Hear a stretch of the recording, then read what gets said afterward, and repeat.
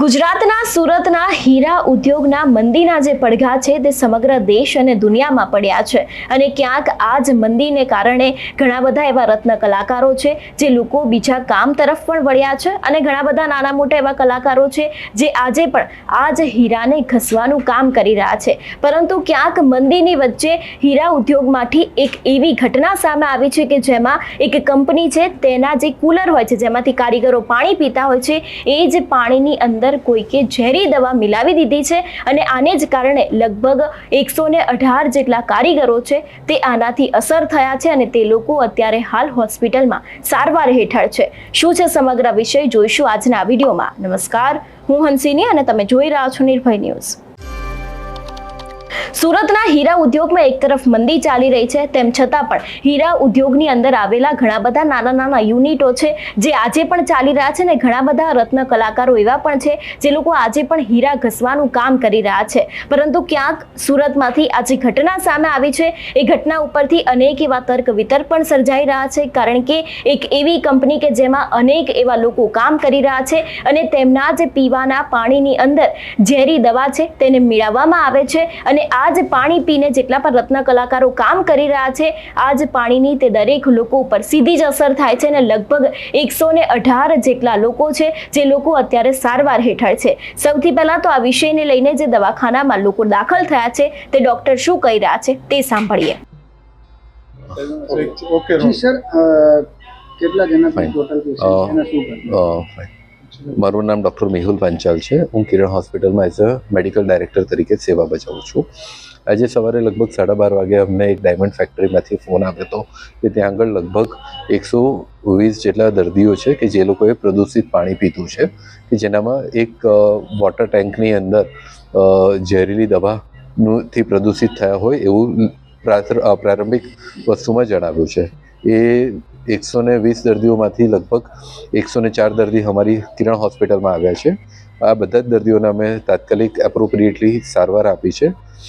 બધા દર્દીઓ અત્યારે આઉટ ઓફ ડેન્જર છે।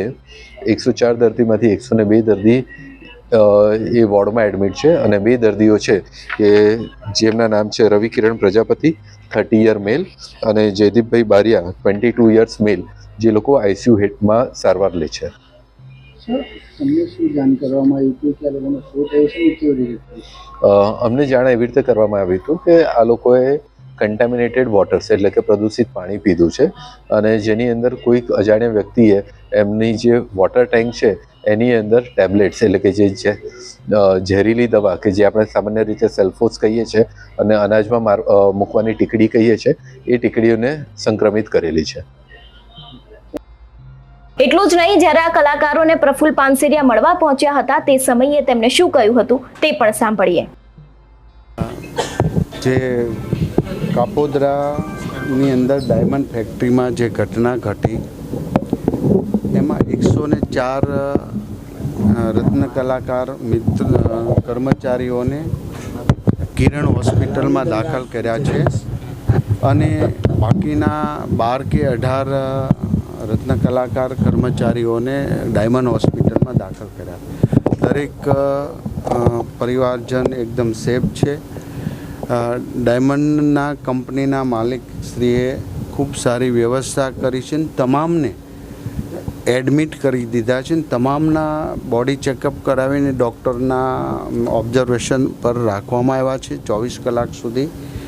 કોઈ તત્વએ આ ઝેરી મિલાવટનું પાણી પીવાનું જે કુલર છે એની અંદર નાખી દીધું છે। પોલીસના અમારા ડીસીપીથી લઈ કમિશનર તમામ વ્યક્તિઓ અહીંયા હાજર છે। આખી ડૉક્ટરની ટીમ, સમાજના અગ્રણી મથુરભાઈથી લઈ અમારા સુરત શહેરના મેયર, તમામ લોકો એક પણ રત્ન કલાકારને કોઈ પણ જાતની કોઈ તકલીફ ન પડે એ હેતુસર ફેક્ટરીના માલિક પોતે અહીંયા છે અને આખી રાત અહીંયા રહેવાના છે અને આદરણીય મુખ્યમંત્રી શ્રી સાહેબ સાથે પણ વાત થઈ। એમણે પણ મને રૂબરૂ હોસ્પિટલ પર જઈ અને શું પરિસ્થિતિ છે બધું જ જાણ કરી, કોઈને તકલીફ ના પડે અને તમામ પ્રકારની સારી સારવાર મળે એ હેતુસર આજે તમામ રત્ન કલાકાર કર્મચારી પરિવારને હું રૂબરૂ મળ્યો છું। દરેકનું સ્વાસ્થ્ય સારું છે। આપણે ઈશ્વરનો પાડ માનીએ કે આવી માનવ સર્જિત વિકૃતતાની ઘટનાની અંદર એક પણ રત્ન કલાકાર કર્મચારીને કોઈ પણ પ્રકારનો પ્રોબ્લેમ આવ્યો નથી. એ ઈશ્વરનો આપણે પાડ માનીએ છીએ અને આવનારા સમયમાં આવી વિકૃત માનસિકતાથી આ તો ખૂબ મોટું ભયંકર પાપ છે અને પાપ કરવા કરતાં અનેક લોકોના જીવનના મરણ જીવનની સાથે એમને ચેડા કર્યા છે.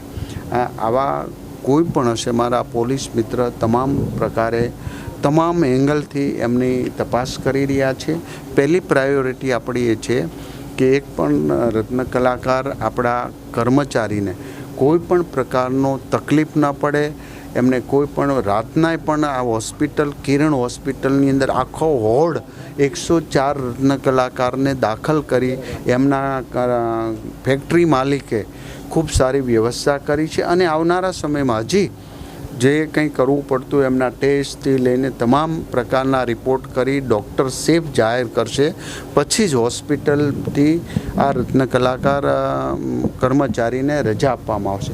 પરંતુ આ એક દુઃખદ ઘટના છે અને સુખદ એટલા માટે હું કહી રહ્યો છું કે એક પણ રત્ન કલાકારને કોઈ પણ પ્રકારનો પ્રોબ્લેમ થયો નથી. એ સુખદ આપણા માટે. દુઃખદ ઘટના એ છે કે આવી વિકૃત માનસિકતા ધરાવનારા લોકો પણ આ સમાજની અંદર રાક્ષસી વૃત્તિ કરનારા લોકો છે, એ બક્ષવામાં નહીં આવે અને પોલીસ એની રીતે કામગીરી કરી રહી છે. તમામ રત્ન કલાકારની બંને ડૉક્ટરો છે જે આખી નાઇટ અહીંયા ડ્યુટી નિભાવવાના છે અને એ અહીંયા જ છે, ત્યારે એક પણ રત્ન કલાકારને સેજ પણ પ્રોબ્લેમ ના આવે એનું સંપૂર્ણપણે નિરીક્ષણ કરી અને ધ્યાન આપી રહ્યા છીએ. જે બદલ હું એમના માલિકે પણ ખૂબ સારી સેવા બજાવી છે અને અહીંયા સારી એવી સારામાં સારી એમને સવલતથી એમને મેડિકલ સારવાર મળી રહે એવી તમામ પ્રકારની વ્યવસ્થા ગોઠવવામાં આવી છે. બિલકુલ પોલીસ દ્વારા પણ આ સમગ્ર ઘટનાને લઈને અત્યારે હાલ તપાસ કરવામાં આવી રહી છે. સીસીટીવી ફૂટેજ પણ ચેક કરવામાં આવી રહ્યા છે કે કોના દ્વારા આ કાવતરું કરવામાં આવ્યું છે અને કોના દ્વારા આવી દવાને મેળવવામાં આવી છે. આ જ વિષયને લઈને પોલીસ દ્વારા કયો મોટો ખુલાસો કરવામાં આવ્યો છે, હવે તે પણ સાંભળીએ. आज कापोद्रा पुलिस स्टेशन के विस्तार में मिलेनियम कॉम्प्लेक्स में अनब जेम्स नाम की जो कंपनी है, उसमें सुबह कुछ लोगों ने कंप्लेन किया पुलिस स्टेशन में कि ऐसा घटना हुई जिसमें एक पानी की टंकी में किसी असामाजिक तत्व ने सेल्फोस जो पॉइजनस सब्सटेंस होता है उसका पैकेट फाड़ के डाल दिया था. लकीली सेल्फोस का जो पैकेट होता है उसमें 2 पैकेट्स होते हैं, बाहर की प्लास्टिक की पड़ी की होती है और अंदर में उसके एक और पैकेट होता है. तो अंदर का पैकेट फटा नहीं था और जब इन्होंने वर्कर्स ने कंप्लेन किया तो मालिक ने जो अच्छी सोच दिखा के सबको हॉस्पिटल भेजा, किरण हॉस्पिटल और डायमंड हॉस्पिटल, और अभी तक किसी की जान माल की हानि नहीं है. और लेकिन ये काफ़ी सीरियस घटना है और इस पर हम तपास कर रहे हैं. फॉरेंसिक्स की टीम भी हमने बुलाई है. अभी सीसीटीवी फुटेज हम देख रहे हैं और जो भी जिसने भी किया हो उसके खिलाफ हम गुना दाखिल करके कड़क कार्रवाई करेंगे. એટલે ક્યાંક અનેક એવા સવાલો ઊભા થઈ રહ્યા છે કે શા માટે થઈને પાણીમાં આવી ઝેરી દવા મેળવવામાં આવી છે અને ખાસ કરીને કોના નિશાને આવા કામ કરવામાં આવ્યા છે, તેવા દરેક સવાલોની વચ્ચે અત્યારે હાલ પોલીસની તપાસ પણ ચાલી રહી છે અને લગભગ 118 જેટલા કર્મચારીઓ છે તે લોકો આ દવાની અસરથી અત્યારે હાલ હોસ્પિટલમાં દાખલ પણ કરવામાં આવ્યા છે. એટલે ખાસ કરીને હવે જોવાનું રહેશે કે ખરેખર કોઈકે આનું નિશાન બનાવ્યું છે, ખરેખર કોઈ કાવતરું કરવામાં આવ્યું છે. કારણ કે એવું પણ કહેવામાં આવ્યું હોય છે જે અનાજ વાસી ન થાય એના માટે જે દવાઓ નાખવાની હોય છે એ જ દવા આ પાણીનું કુલર છે તેની અંદર નાખવામાં આવી હતી ને આ જ પાણી દરેક કર્મચારીએ પીધું હતું. તમારું શું માનવું છે આ વિષયને લઈને અમને કમેન્ટ કરીને ચોક્કસથી જણાવજો. તેની સાથે જ અમારી ચેનલ નિર્ભય ન્યૂઝને લાઇક, શેર અને સબસ્ક્રાઇબ કરવાનું ભૂલશો નહીં. નમસ્કાર.